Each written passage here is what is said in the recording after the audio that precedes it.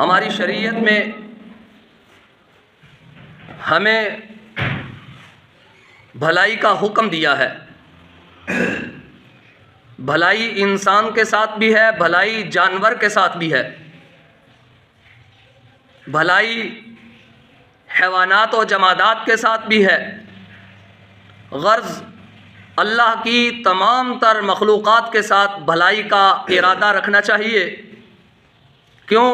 اس لیے کہ ہمیں مالک کائنات نے اپنی کلام مقدس میں اس بات کا حکم دیا ہے، مگر حالات کچھ اس طرح کے ہیں ہمارے ملک میں خاص کر، ہم دوسروں کے ساتھ بھلائی کا ارادہ کرتے ضرور ہیں، دعویٰ بھی کرتے ہیں اور اپنی بھلائیوں کو لوگوں کے سامنے بیان بھی کرتے ہیں.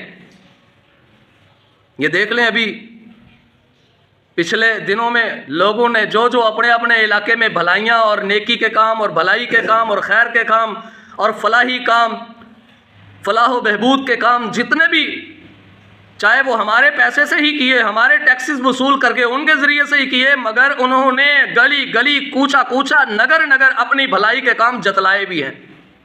میں نے یہ کام کیا، میں نے وہ کام کیا، میں نے یہ سڑک بنائی، میں نے وہ گلی بنائی، میں نے وہ پل بنایا، میں نے وہ نہر بنائی، میں نے یہ کام کیا، میں نے وہ کام کیا. بھائی نیکی کا کام کرنے کے بعد جتایا نہیں جاتا. جو نیکی کرنے کے بعد بھلائی کا کام، فلاح و بہبود کا کام کرنے کے بعد جتلاتا ہے، وہ اپنا کام ضائع کر لیتا ہے، وہ اذیت دے رہا ہے. تو اس لیے ہمیں اللہ نے حکم دیا ہے کہ آپ نے فلاح و بہبود کے کام میں بڑھ چڑھ کر حصہ لینا ہے. اور دیکھیں نا، ہمارے ساتھ اللہ نے بھلائی کی ہے، ہمیں دنیا میں مبعوث کیا، بھیجا، اللہ نے دنیا میں بھیجا، ہمیں نبی رحمت صلی اللہ علیہ وسلم کو ہم پر مبعوث فرمایا، ہمیں اللہ نے ان کی امت بنایا، نبی آخر الزمان کی امت میں پیدا فرمایا. یہ اللہ کی ہم پر بہت بڑی مہربانی ہے، یہ اللہ نے ہمارے ساتھ بھلائی کی ہے. اب پھر اللہ دین کی سمجھ بھی عطا فرما دیتے ہیں کچھ کو، تو جن کو اللہ دین کی سمجھ عطا فرما دے، یہ بھی اللہ کی بھلائی ہے اس کے ساتھ.